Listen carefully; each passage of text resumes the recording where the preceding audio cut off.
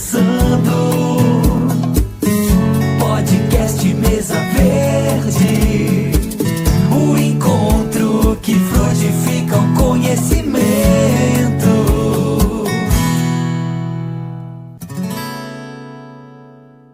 Wagner Rodrigues, um guanambiense por paixão ou um juazeirense por paixão? Seja muito bem-vindo. Bom dia a todos. Gostaria de agradecer o convite do podcast Mesa Verde, ao Rubens, ao Wellington, ao Danilo, e dizer que eu sou os dois. Eu sou guanambiense por paixão e juazeirense por paixão também. Vivi bons anos aqui em Guanambi. Esses 5 anos para mim foram muito marcantes, não só pela etapa da vida, né, da formação em agronomia, mas pelas amizades, pelo carinho que eu adquiri pela cidade. Hoje parada certa. Sempre quando eu vou para o norte de Minas, eu tenho que vir um dia antes para poder dormir em Guanambi, dar uma voltinha, rever os amigos.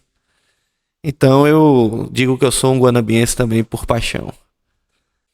Nossa, essa é uma pergunta bem direta e bem complexa ao mesmo tempo, mas é uma pergunta bem gostosa para iniciar um podcast. São vários os desafios hoje. Nós temos um período de mudança climática agora, né?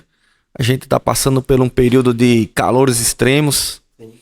Então isso aí vai refletir, daqui a 4 meses vai refletir no mercado de banana, vai faltar uma quantidade significativa de fruta, né? Quem não se preparou, quem não tem manejo principalmente. Esse é um desafio gigante hoje. Você contornar essas mudanças climáticas cada vez mais constantes, né? Um outro ponto que a gente toca muito, hoje a bananicultura está muito limitada, principalmente pela questão de doenças, né? Pragas e doenças cada vez mais aumentando. O que antigamente não tínhamos problemas, por exemplo, com ácaro vermelho, hoje é uma realidade na bananicultura. Uma praga que veio do coqueiro, né? E hoje é uma praga da bananeira. Mas o principal desafio fitossanitário hoje ainda é controlar doenças radiculares, como o fusário, que é o conhecido como mal do Panamá, todo produtor de banana conhece por esse nome, e nematóides. Esses são os grandes desafios fitossanitários. Além de desafios de gestão, bananicultura, a gente estava antes conversando aqui com o Rubinho, é uma cultura que requer bastante mão de obra, então difícil não é implantar 500 hectares, difícil é você gerenciar pessoas para tocar 500 hectares, por exemplo. Então hoje é um desafio muito grande, cada vez mais as pessoas saindo do meio rural, indo para a zona urbana, e você tendo uma dificuldade muito grande de repor essa mão de obra, muito escassa. Hoje tem empresas que a gente trabalha da consultoria, que dá uma série de benefícios, financeiros, como a ajuda de custo, auxílios para transporte, bonificações por metas atingidas, e para tentar atrair cada vez mais o trabalhador para o meio rural, porque hoje está muito escasso, tendo em vista que você tem muita coisa industrial, comércio, que puxa essa mão de obra que poderia estar no campo. Já tem gente falando até de trazer estrangeiro, né? Como foi quando quase 200 anos atrás, né? Quando teve a abolição da escravatura, teve que trazer italianos, né? Hoje já estão falando de trazer também estrangeiro para suprir essa demanda de mão de obra. Então, esse é um desafio também. O outro desafio é um pilar mais técnico, né? A falta de mão de obra qualificada para tocar essas fazendas. Cada vez mais a gente indo mais para o interiorzão desse país, se afastando dos grandes centros. E isso perde atratividade também para quem está tocando o negócio. Para quem vai ficar na linha de frente ali no gerenciamento, tudo. Então isso acaba limitando. Sem falar no problema macro, que é a água. Então a gente tem terras muito férteis aqui no país, ou terras que podem ser trabalhadas, porém cai na limitação de água.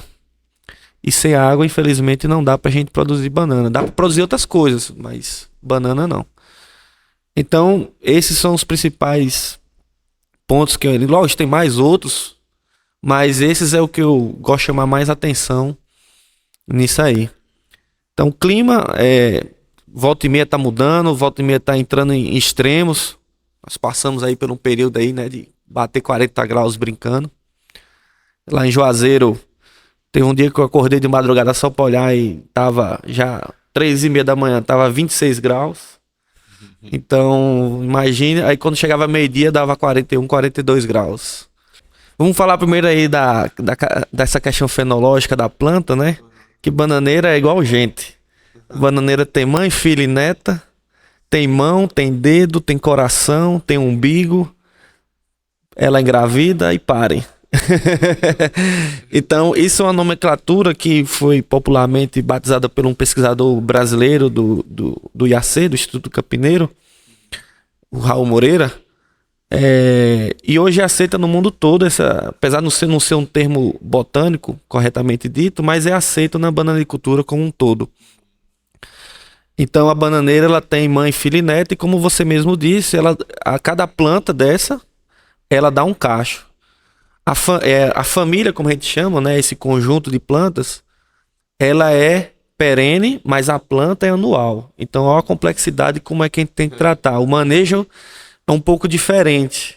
Ela não é nem uma planta anual, nem uma planta perene. A planta em si, a unidade, é anual. Mas a família, que é a unidade produtiva, né, que a gente considera, ela é perene.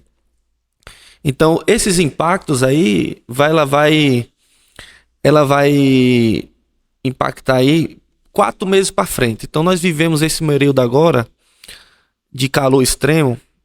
Então, os cachos que foram paridos nesse momento, eles vão sentir no momento da colheita. Vai ter uma perda de qualidade, uma perda de granação, que é granação? Enchimento do fruto, o calibre que a gente chama na qualidade, né? O comprimento do fruto, são pontos importantes Mas aí, a gente já sabendo que isso vai acontecer, a gente já descarta essa unidade? Não, de maneira nenhuma, porque isso é importante você manter, mesmo a planta que pariu nesse período fraco, mas existe uma relação de dependência da mãe com a filha. Ah, rapaz. Então, eles têm uma ligação via cordão umbilical, que a gente chama, igual gente também. Que coisa. Então, se o filho tá muito novinho, você tem que deixar, até porque, querendo ou não, você ainda vai colher o cacho. Você ainda paga o par dos custos. É lógico que se você tem, na grande maioria, mais fruta de segunda do que de primeira, a perda de valor é muito grande, né? Porque é bem significativa essa redução de preço de uma banana de primeira para banana de segunda. O fato é que você vai cair a sua produção, isso vai refletir no resultado naquele período. Mas existe métodos de manejo, a gente trabalha muito nesse período, visando a redução desses estresses, né? Então, o que acontece? Por que daqui a 4 meses nós vamos ter essa falta de fruta, essa queda de qualidade de produção? Porque a gente sabe que esse aumento de temperatura, ela dificulta diminui a taxa fotossintética da planta.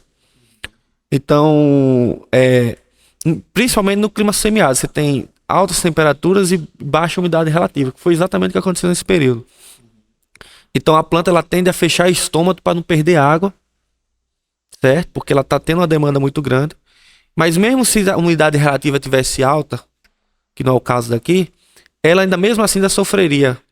Por quê? Porque acima de 28 graus de temperatura, a enzima rubisco, que é a enzima que faz é a enzima mais importante que tem no planeta, né, que faz a fotossíntese, ela começa a diminuir a sua eficiência. Quando passa dos 35, 38 graus, ela para instantaneamente. Então começa a haver, acima de 38 graus, desnaturação da proteína, da enzima. Exatamente. Então ela começa a fechar mais estômago, né? Interessante. Então se ela fecha o estômago, não entra CO2.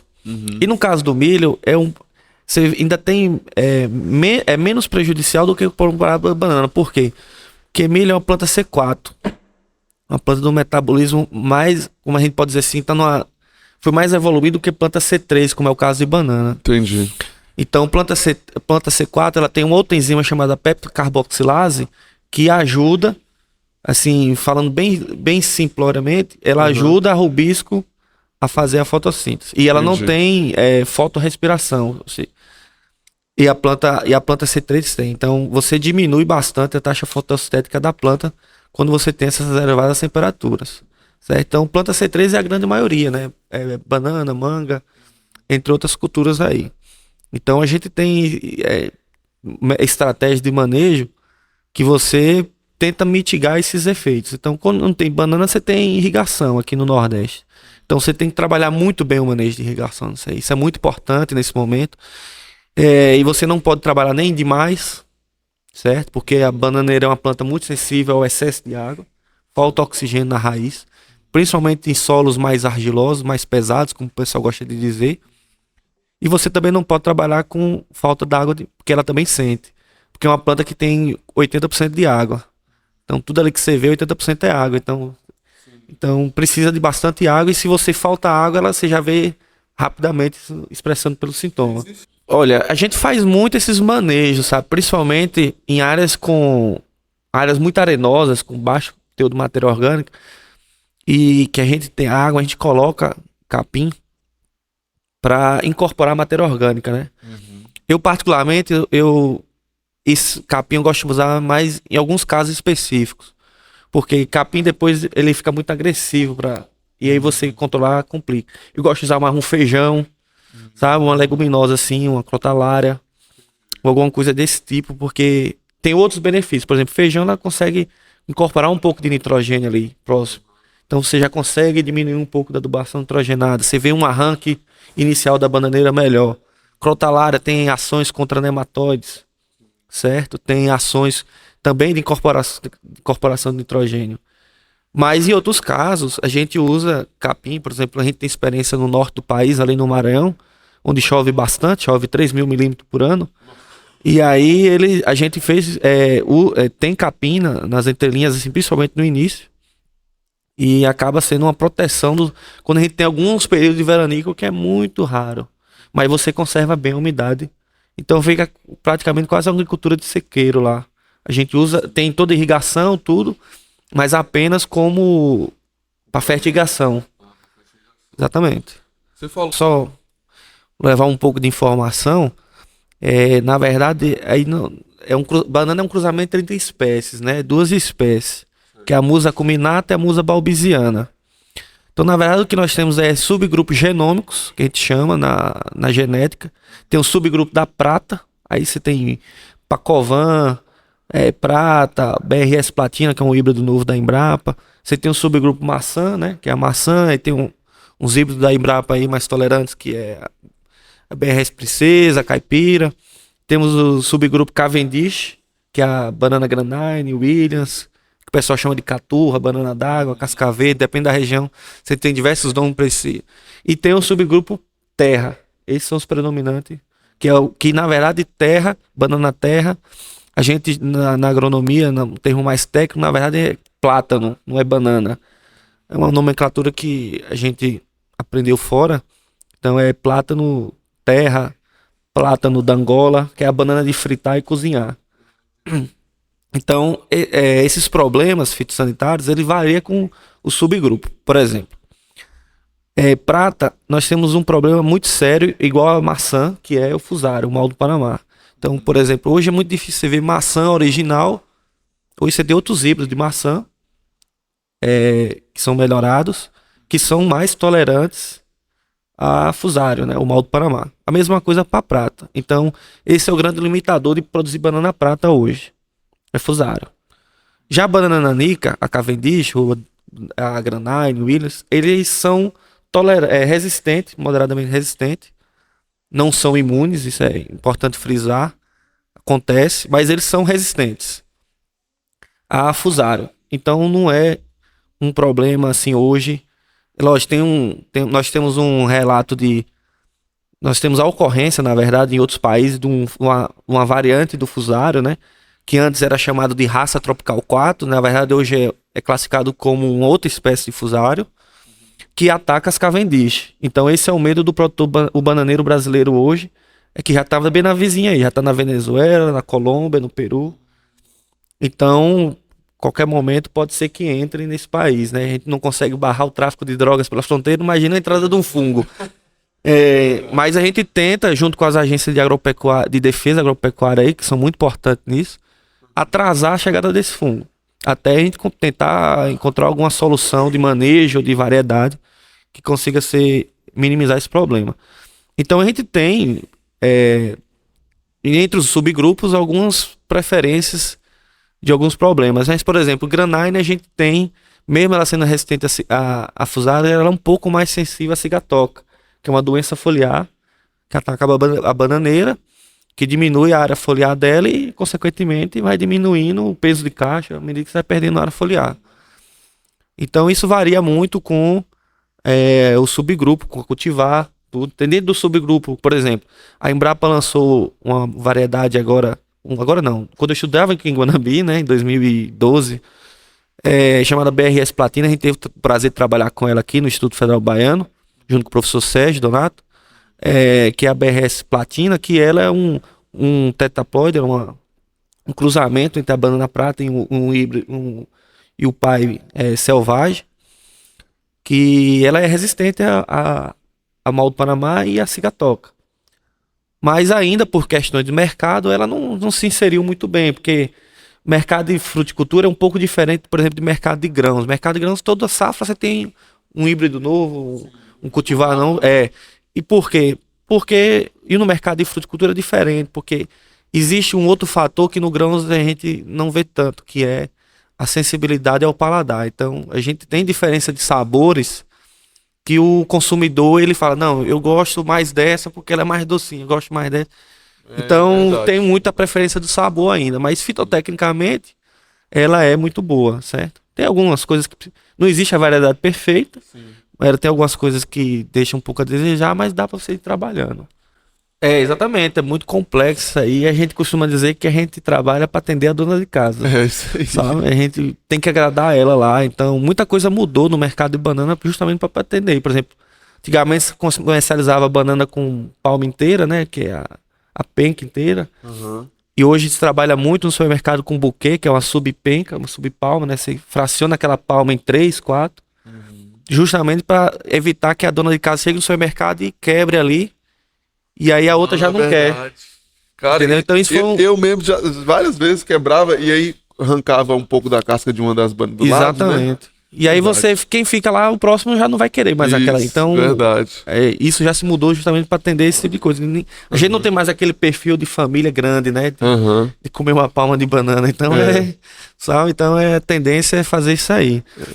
Certo? Então, voltando à questão fitossanitária, então ela varia muito com o subgrupo, com a cultivar de prata. Então a gente tem alguns desafios em cada subgrupo. Por exemplo, terra.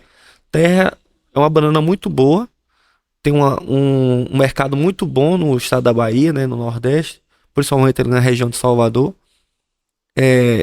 Tem muito valor agregado e nós temos uma dificuldade muito grande, tanto para nematóide quanto para moleque.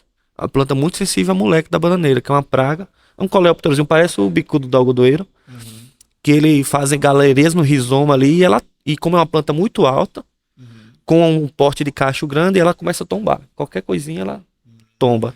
Então ela é muito sensível isso aí. Então, entre as variedades, a gente tem vários desafios para ter aí, interessante para a gente trabalhar.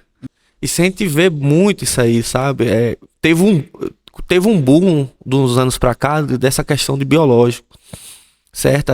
Inclusive as grandes multinacionais agora estão investindo bastante nisso, né? É um grande mercado aí, que é um grande mercado que é bem rentável no Brasil. Vou te dizer por quê. Porque existe muita demanda e uma demanda crescente da sociedade por alimentos mais seguros, com menos resíduo.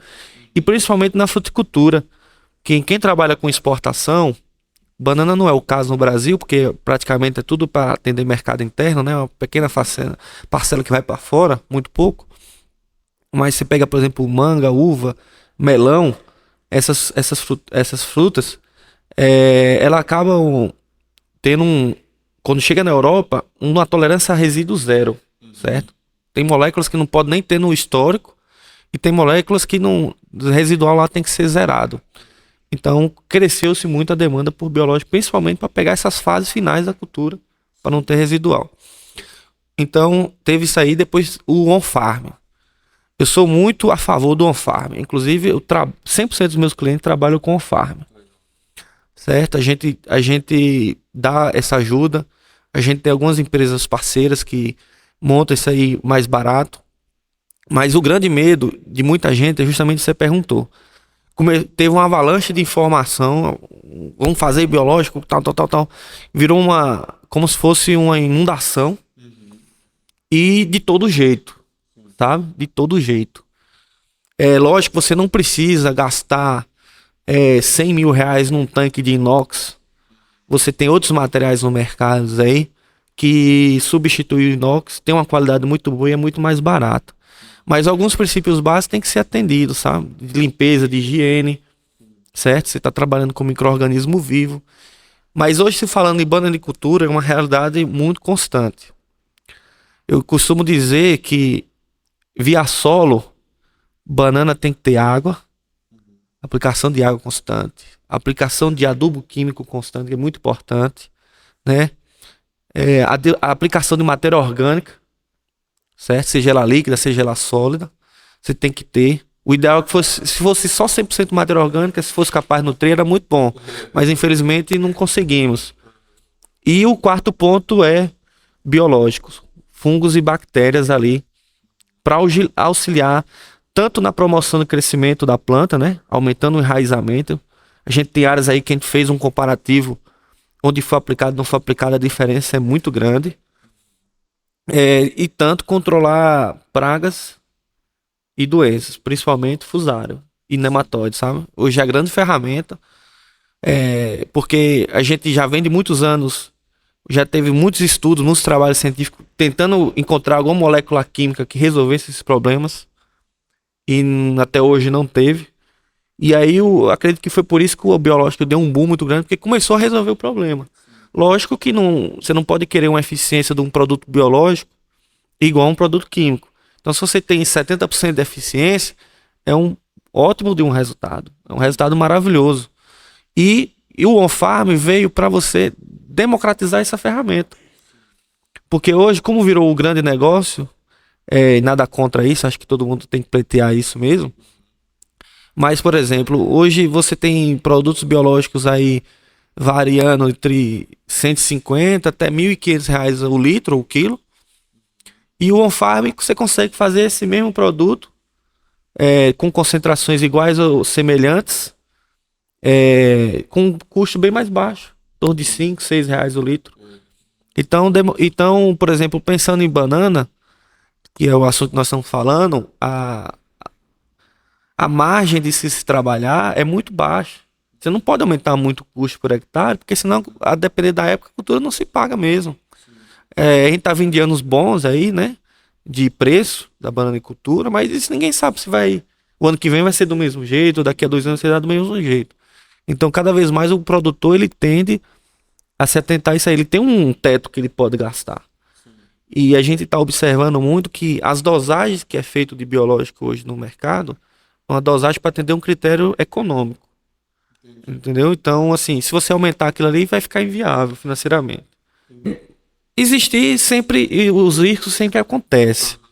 Só que é mais difícil. Por quê? Porque esses micro-organismos que nós estamos colocando via on-farm são quem chama de micro-organismos externos, né? Forasteiros, né? Como muita gente gosta de dizer. Então, a capacidade dele de ficar no solo e se adaptar por muito tempo é muito limitada, é muito efêmera. Entendi. Porque lá no solo, ele vai competir com os micro-organismos que a gente chama nativos, indígenas, né? Entendi. Que estão prontamente adaptados àquela condição. Por exemplo, a condição local de Guanambi, esse calorzão. Se trouxer um cara de Santa Catarina Exatamente, aqui, essa é a comparação que nós fazemos. É trazer um cara lá do Rio Grande do Sul. Sofrendo já. Nós trazemos um cara lá do Rio Grande do Sul para trabalhar aqui no campo, em Guanambi. Ele vai sentir. É igual a vaca holandesa, né? Exatamente. Nós temos que fazer 3/4, né? Exatamente, porque senão ela não se adapta ao ambiente. Então, e no solo as coisas são muito resilientes. Então, o que a gente diz, assim, você está colocando um micro-organismo, ele é um agente desequilibrante do solo, como o adubo químico é. Mas o grande agente reequilibrante do solo é a matéria orgânica. Legal. Então, você consegue equilibrar isso aí ao longo do tempo, certo? Então, essa é uma preocupação, essa sua pergunta é uma preocupação que acontece, geralmente, sempre perguntam isso para mim. Então, quando ele começa, antes dele começar a usar, ele tem um receio disso aí. É lógico que você não vai recomendar doses muito grandes, que aí também você até encarece e não tem resultado. Sim. Mas a gente já tem isso calibrado para alguns alvos, qual o micro-organismo que usar, qual dose tem que usar, ter o melhor efeito. Legal. Exatamente. Hoje a gente trabalha com uns grupos muito grandes aí no país. E essa é uma tendência, sabe? Assim, não só de leite, tem gente que aposta no gado confinado para carne mesmo, porco, certo? Eu não tenho cliente ainda que trabalha com peixe, mas acredito muito nisso também. Eu uso lá na minha propriedade também. Então isso é uma tendência muito grande, sabe? Uma realidade, na verdade, hoje. Então o que é que ele pensa? Ele, assim, se for de leite ou de corte, o que é que ele quer? Ele quer que se pague, sabe? Ele não quer ganhar dinheiro com a carne nem com o leite. Se ganhar, ótimo. Claro. Mas ele não quer perder. O objetivo dele é o esterco mesmo, as fezes. Certo? É o grande objetivo isso aí. Por quê? A gente observa que áreas de banana que foram tratadas com matéria orgânica, ele tem um aumento de produtividade significativo. Inclusive, uma das técnicas que a gente usa para amenizar esse efeito de estresse térmico aí é a aplicação de esterco. Entendeu? Por estresse térmico? Porque a planta ela vai travar, então você ali está estimulando a planta, é um bioestimulante. Entendeu? Então a gente percebeu isso quando a gente aplica esterco antes. Esterco não, matéria orgânica, né? A gente tá indo muito para compostagem, né? Não aplicar esterco puro, porque senão fica muito custoso, né? Sim. Então a gente trabalha muito com a matéria orgânica estabilizada, passa por um processo de compostagem, tudo, ela vai ficar um período ali. Não que o esterco de gado ele vai causar problema, a não ser que você tenha residual de herbicida, né? De tordo, de 2,4-D.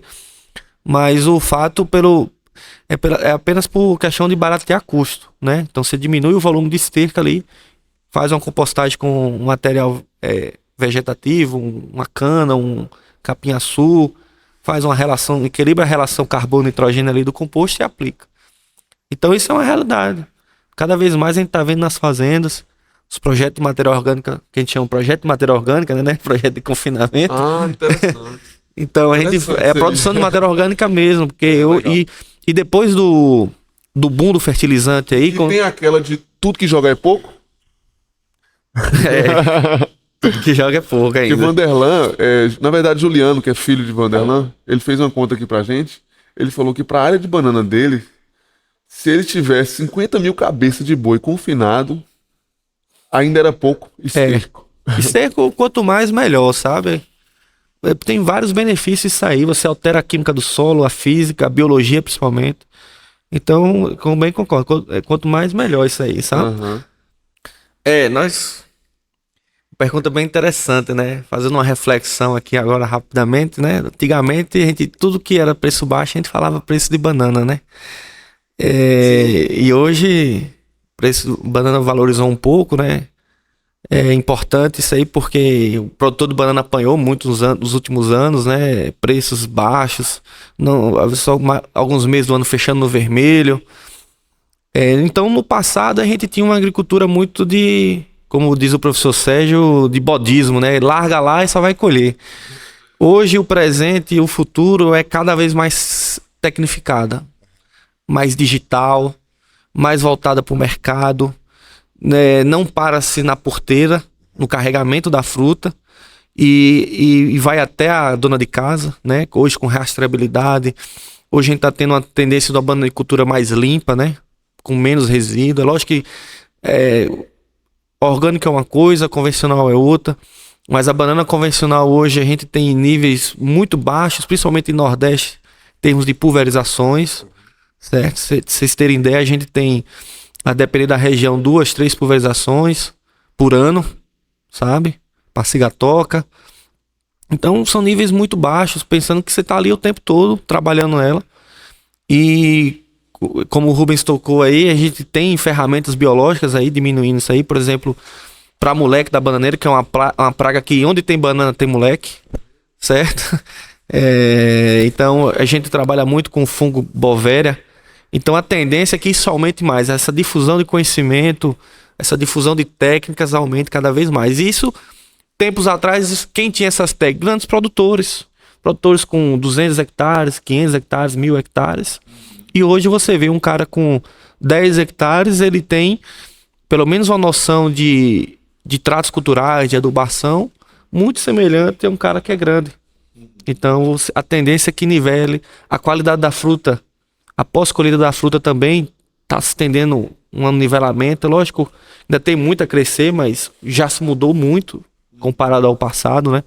O manejo de irrigação também. Então, muita gente pensa assim, tem 25% de matéria seca, 75% de água. Então, taca ali água aí. E muita gente já percebeu que não é assim, que não é só empurrar água, sabe? E você já vê, eu posso produzir tão bem quanto com menos água, com menos adubo. Então, tá havendo uma racionalidade nos recursos. Então o recurso é escasso, então a gente tem que aplicar onde é mais eficiente. Então é isso que está tendo. E um aprimoramento na gestão. A gente vê muitos produtores aí grandes que até pouco tempo atrás não trabalhavam com gestão, hoje estão buscando essa parte de gestão, muito importante. Vai além dos números, vai além do rendimento operacional, vai muito do tratar as pessoas. A gente vendo uma empresa antes de uma gestão humanizada, a gente tem outros clientes hoje em gestão humanizada também, porque a gestão humanizada não é passar a mão na cabeça, mas você reconhecê-lo pelo aquilo que ele está fazendo de forma profissional. Entendeu? Então isso cada vez mais está sendo uma tendência. Então esses pilares aí tá acontecendo de uma maneira uma velocidade até rápida, sabe, nesses últimos tempos. Então, principalmente para se adaptar a questões de mercado. Quantas espécies? São várias. São várias. Espécie mais conhecida mesmo, a gente trabalha com duas, que é a Musa acuminata e a balbisiana. Uhum. Certo? Que é o cruzamento delas que a gente tem a banana comercial hoje. Todas essas duas têm semente. Entendi. E a partir do cruzamento delas que aconteceu naturalmente na natureza, chegou essa banana que nós conhecemos como banana comercial. Aí dentro dos cruzamentos dessas duas a gente tem os vários subgrupos. Aí você tem o subgrupo das pratas, das maçãs, das Cavendishes, das Gros Michels, dos plátanos. E aí dentro de cada subgrupo nós temos vários clones, variedades. É uma penca de variáveis. Exatamente. Então são várias. Quantas cores? Cores? Também tem a diversidade de cores. Aí tem banana que ela é verde e fica amarela, que é a mais conhecida. Tem uma roxa, tem azul. Tem vermelha? Tem vermelha. Tem banana ornamental. Entendeu? Então tem diversidades. Uma característica principal da banana? Uma característica principal: união. União entre a família, isso é muito importante. Se não tiver uma sincronia, uma união, a gente não tem. É impressionante como a natureza ensina a gente, né, cara? Exatamente. Eu acho que a principal característica é a união. Vamos lá. Uma palavra que define a banana. É uma maravilha. O que a bananicultura te ensina? Tudo. Me ensinou muita coisa na minha vida. Desde 2010, antes de começar na agronomia e depois da agronomia, um aprendizado constante. Então, tudo que eu sei e tudo que ainda vou aprender, eu devo à bananicultura. Como você vê o mercado da banana nos próximos anos? Eu vejo um mercado, uma tendência de... Nós estamos num momento de ascensão, né? Um mercado muito bom, está se pagando bem. É lógico que em volta e meia isso vai variar, tanto com o clima quanto com os aventureiros, né? Então, quando você vê a onda que a banana... aqueles comentários, a banana tá dando dinheiro, aí vai avalanche de gente plantando banana. Aí cai o preço da banana porque você tem muita oferta. Aí volta outra avalanche derrubando tudo que foi plantado. Então, mas assim, quem é profissional, quem se dedica a bananicultor, quem é bananicultor, a tendência é um mercado muito próspero aí nos próximos anos. A banana sempre é doce? Sempre é doce. Sempre é doce. Por que falam que a banana do sul, lá de Santa Catarina, porque lá de lá é mais doce que a nossa? Vanderlan falou que isso é mentira. Muito interessante isso aí. É uma amiga nossa, Eliane. Ele deixou os créditos para a publicidade, disse que o Nordeste não tem. A Eliane é uma figura ímpar, é uma pessoa bem diferente do que nós estamos acostumados a ver. Ela toca junto com a equipe Asbanco, né? A Associação lá dos Bananicultores de Corupá. E eles conseguiram um selo regional da banana mais doce do Brasil. Sim. Então a gente Destaque. sempre que eu encontro com ela, encontrei com ela agora em maio em São Paulo, em Registro. E até brinquei assim, qual é o segredo da banana mais doce do Brasil? Aí ela disse, é fazer com amor. Então eu acredito muito, toda banana é doce. A Santa Catarina, de São Paulo, do Nordeste também. Principalmente se você comer ela no pé. Aí você vai ver que ela é doce. Aqui no Nordeste, assim como no Sul, nós temos muitas dificuldades, né? Principalmente climáticas e tudo mais. Eu deixo a mensagem pro agricultor, assim, que não desista, certo? Acho que a grande característica do nordestino, né? Do sertanejo, já dizia Euclides da Cunha no livro Sertões, é ser forte. Então nós não podemos ser fracos. Nós não admitimos isso no Nordeste. Nós não somos fracos. Então nós temos que ser fortes e não desistir. Mesmo que as adversidades venham e vão ocorrer, nós temos que estar preparados a isso. Você acabou de ouvir podcast